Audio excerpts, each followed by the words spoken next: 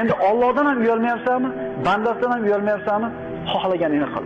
Hamma payg'ambarlardan bitta so'z qolib kelgan. Idza lam tastahi fas'al ma ashita. Hamma payg'ambar aytgan bir xil.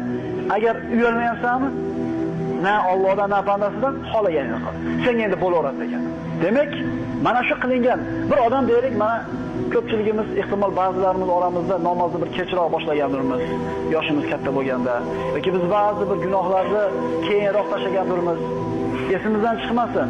Agar to'xtagan bo'lsak, pushaymon yegan bo'lsak, hamda 3-sharti qaytib shu gunohni qilmayman deb qasd qilib, shunda mahkam turgan bo'lsak, men aralashmaganman. Men benamoz bo'lgan emasman. Men o'zimni tanigan kunimda namozxon bo'lganman. O'zi namoz o'qigan kuningizda esiz kirgan o'zi. Demak, hech kimni o'tmishda qilgan gunohini peshonasiga solishga haqqi yo'q. Chunki u gunohlarda hisob-kitob qiladigan Parvardigor olam kechaman, kechishlar emas, savobga aylantirib qo'yaman deb tursa, qanday qilib bandasi pesh qila oladi?